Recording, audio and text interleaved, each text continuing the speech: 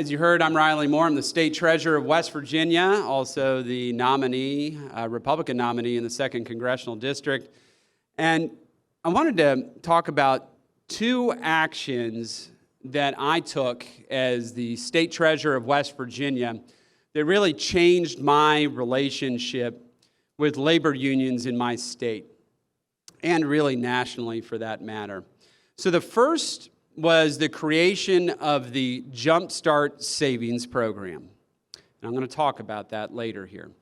And the second was becoming the first elected official in the country to divest my state's tax dollars from BlackRock.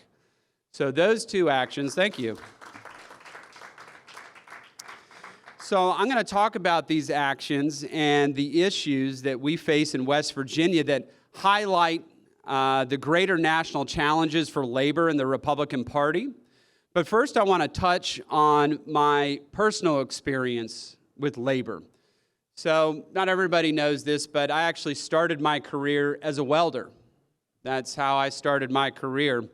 I actually chose to go to trade school rather than a 4-year university after high school. And I came out of that program as a certified welder and immediately went to work in a mining operation. I later worked in steel structural and sheet metal, and lastly finished up in a machine shop. And additionally, I come from a family of multi-generational union membership. In fact, my mother's grandfather, who was a tough but gentle Irishman, helped to start the local 250 Steamfitters in Los Angeles. He was a founding member of it. And my uncle was also a steam fitter. And then in my own life, I saw my grandfather really retire with dignity and good benefits from his union when I was in my 20s. And my father-in-law actually currently is a union member as well. So my family has indeed benefited generationally from organized labor. So my personal experience working in labor is what spurred my idea for the Jumpstart savings program. So some of y'all might be familiar with the College 529 savings program. Have you heard of that? All right, I see some heads nodding. That's good. So this allows you to save for college, and I run that program. As state treasurer, I run that. Most state treasurers in America run a 529 college savings program. But we had no savings program for people that were going into trades and vocations in the state of West Virginia. So you might think I'm talking about a savings program for their education, but that's not what I'm talking about. The Jumpstart Savings Program that we instituted in West Virginia in my first year in office was for when people came out of a union apprenticeship, a trade school, or community college to be able to buy things like tools, equipment, licenses, certifications, and new business startup costs. And it's very expansive. This can even go to vehicles for transportation and things of that nature. In West Virginia, we don't have really much of public transportation to speak of. If you're going to go anywhere, you need to drive. And if you've ever worked in the trades, if you've ever worked labor in your life, you know that you get a lot of different job sites. So this would enable them after graduation to have a program, a savings account that mirrors the exact same type of benefits that a 529 has in terms of capital gains and things of that nature, to be able to save money to buy those things that are so important. So a great example of this would be a mechanic, an auto mechanic. When an auto mechanic graduates from school, before they can get a job, they have to buy all of their own tools. Most people don't know this. They're not tools sitting in some tool chest somewhere that become theirs when they go to work. Most times, they must buy all those tools, and they're very expensive. So this would allow somebody to start that savings account, and they can start one of these, by the way, when your parents can start it for you, just like a 529, grandparents, aunts, uncles, whatever, when the child is born. And we do have this big tax advantage in this where Every dollar that you put into it, you can write off your income taxes up to $25,000 a year in West Virginia. And then as you pull the money down, you can deduct up to another $25,000 as you spend that money. So somebody making $50,000 a year could actually pay no money in income tax in a state like West Virginia if they were able to put in that kind of money into it. So this is really was an interesting program because we came together with the labor unions, particularly the affiliated construction trades of West Virginia, working on this program, and it passed unanimously in the House and Senate in West Virginia and was endorsed by the trade unions and then also the Chamber of Commerce, which is not something very typical, right? You don't usually see them coming together on something that they think is both a good idea. But it's been very successful. We have hundreds of participants in this program. We started standing it up in 2022, and it's certainly something, when I'm elected to Congress, that I would like to see on a federal level. And this is one of these things that I think that we need to try to incentivize people to get into the trades. I mean, one of the big things that also helped build a relationship there, when I created that program, I put a labor member on the board permanently in law. We must have a member of organized labor represented on the board of this program.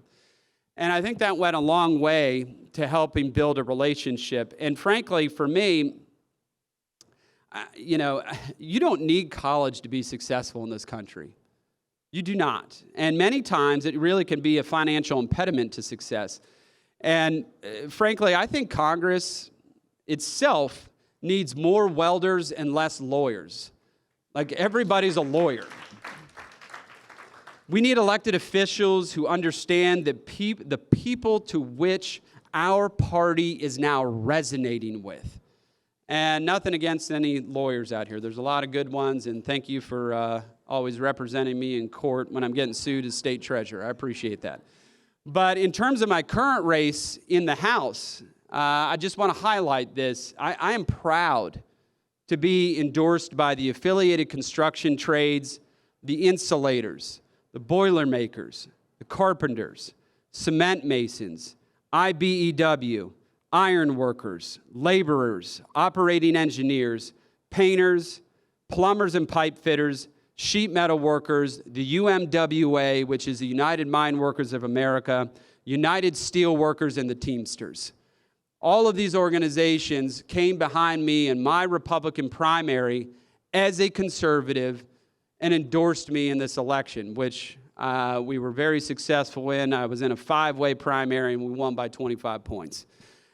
This was an issue, by the way, that really didn't come up during the primary. It wasn't something really talked about as a negative in West Virginia. Some of you, I'm sure, must be wondering, well, then how did a conservative garner support of these labor unions? After all, I will point out I'm a proud administrator of the most expansive educational school choice program in the United States. I've been in a lot of fights with teachers' unions over the last many years I've been in office. They sued me here just a couple years ago on that program, and I won in state Supreme Court, so we were able to dunk on them on that one. But in any event, how was I able to get them on my side? And I talked about BlackRock. I want to highlight why that action was important to labor unions. So I divested from BlackRock at the beginning of 2022, in January. And it was pretty controversial at the time. No state had done that at that point. And I can go into why I did that. I kind of spoke about that at the last time I was at NatCon, but essentially we had a conflict of interest. We didn't want financial institutions managing our dollars that were trying to destroy the very industries which created those dollars. It's pretty basic, pretty straightforward. So I'm sitting there at my desk one day, and I get this stack of letters brought in. And I start rolling through them, and I read the first letter. It was thousands of thank you letters from the local 798 Pipeliners Union. And I read through these letters, and I see the top letter is the president of that local union, Danny Hendricks. And I said, well, I'm going to call Danny. I'm curious. I've never received a thank you letter from a labor union in my life. So I called him up and I said, thank you so much for all these thank you letters. I truly appreciate it. I do have to ask why you decided to send these letters to me. This is wonderful. And he said, Riley, somebody has got to stand up for our jobs. Somebody's got to do something about this. This is right after Keystone Pipeline had been nixed by the Biden administration. The pipeliners union was going to be a major labor force on the Keystone Pipeline. These energy jobs, pipeline constructions, nuclear power plants, coal plants, which we haven't built one in a long time, unfortunately. Labor unions are a large representative component in that. The IBEW, the Electrical Workers Union. So energy issues are important to labor unions. Those are important to us too. We want to have more energy in this country. We want to be energy independent, right? I want to be an energy superpower. I want the United States to leverage our position with our natural resources to become a net exporter of energy, where we can then leverage that globally rather than sending our young men and women all around the globe to defend our interests and equities abroad, rather than using our God-given energy that we have right here in the United States. And guess who wants to help us do that? A lot of labor unions want to help do that. So it's important to highlight here, Democrats, they are a degrowth party. Skilled labor is by definition pro-growth. They are a pro-growth force. They want to build things. So what do you think, I'll just ask a question here. What do you think another top issue for labor unions are when I speak to them in West Virginia? Any idea what a top issue is when I'm talking to my locals? Bingo, you got it. Immigration is one of the top issues that we discuss all the time in West Virginia. Now, I want to highlight a story here in West Virginia that it's unfortunate. We brought in Nucor Steel. Nucor Steel, huge, multi-billion-dollar project to West Virginia. We were so happy to see that happen. Many jobs, and if Nucor, you're watching this, appreciate you being in West Virginia, stay. We couldn't be happier. But guess what? When they started building Nucor Steel, the unions didn't have any of those jobs. They didn't have any of those jobs building that. You know what they did? Anybody here heard of a labor broker? Y'all familiar with labor brokers? If you are not, I would look up what a labor broker is. Labor broker will go in and say, we can provide the labor for, I'm simplifying this, X amount of money. And the contractor, Nucor Steel, or the construction company in this case, will say, great, we'll take the lowest bid. Where do you think they get that labor from? It's all illegal immigrants. They have set up a man camp, if you're not familiar with that term, outside in Mason County, West Virginia, hundreds of tents of people from all over the globe that are building one of the biggest projects in the state of West Virginia. So there's no West Virginians on that project. I mean, the labor unions are doing some stuff there, but not a lot. But this is one of the big problems. Us as Republicans, we instinctually know this is a problem. We talk about it all the time. The labor unions are talking about this. This is something that I think we should be able to come together on. Another big issue that we talk about, particularly in the northern part of my state, Wheeling and Weirton. Weirton, for instance, is probably 35, 40 minutes from Pittsburgh, Pennsylvania, if that gives you an idea of what that part of the state looks like. Cleveland Cliffs. So Cleveland Cliffs, here's a bit of a sad story, but it's going to have a happy ending. Cleveland Cliffs, which was on Weirton Steel's plant there, we've been producing steel there since the 1930s. At one point, we had 30,000 employees there around World War II manufacturing steel. We're now down to maybe 2,000. We are now down to 1,000 because Cleveland Cliffs, which manufactures tin plate steel, went to the Biden administration and the ITC, the International Trade Commission, to get relief as it relates to anti-dumping laws. They wanted tariffs put on Chinese tin plate steel. This seems like something that's fairly obvious. But large corporations that represent food consumer products and things like that, because they make the cans that the food goes in, they were able to prevail in this. So we have shuttered Cleveland Cliffs. We laid off 1,000 United Steelworkers at Cleveland Cliffs. And now there is only one place left in the United States with a blast furnace that can make tin plate steel. One. There's one in Ohio. There was two. We only have one left. Does that make sense to anybody? It doesn't make sense to the unions. I will tell you that. I mean, they couldn't believe that they lost. Now, we're working on developing a new project there that I think, I can't talk about it because I'm under NDA on it, but it's going to be very exciting. I think we're going to have union labor represented there once again, but it's really a sad state of affairs. 1,000 jobs. These folks are making good money. We're averaging over $100,000 a year in those jobs. Poof, just gone because of tariffs. And I just want to, I'm talking kind of long, I'm sorry, but I'll wrap it up here at some point. Think about this. Tin plate steel in China gets shipped to the United States to make cans for food to go into. At some point, they're going to make those cans in China and ship them over here. At some point, someone's going to say, doesn't it make sense to just put the food in the cans in China? That's where this is going. It's a food security issue. Once again, we're going to become reliant on China. Again, right? All of our consumer goods. It's not enough that everything that we buy is made in China. Now our food could potentially be made there.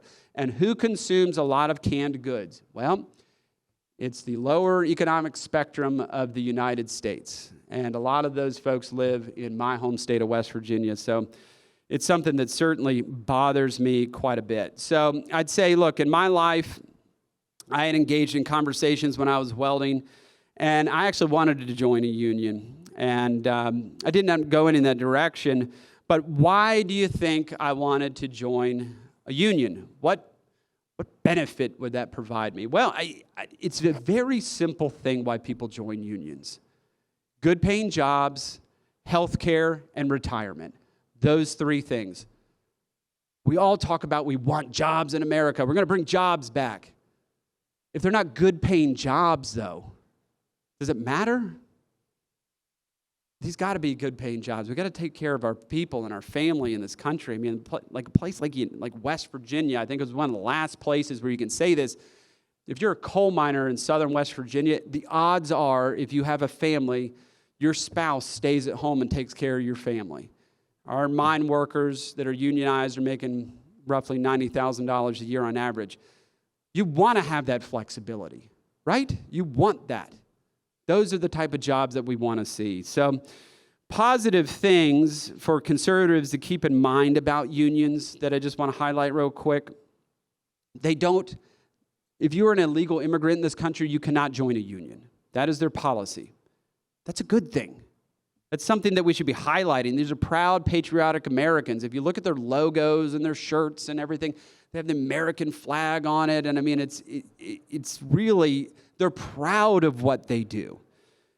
And the other thing I do want to highlight for us as conservatives is most retirement plans for unions have health care and a pension, right? So thereby, they're not reliant on Medicare when they retire.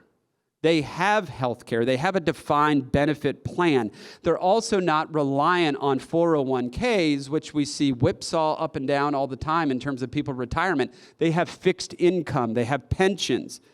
And that's a good thing, not only for the workers, but it's a good thing for this country because it provides fiscal responsibility, but also financial stability for the United States.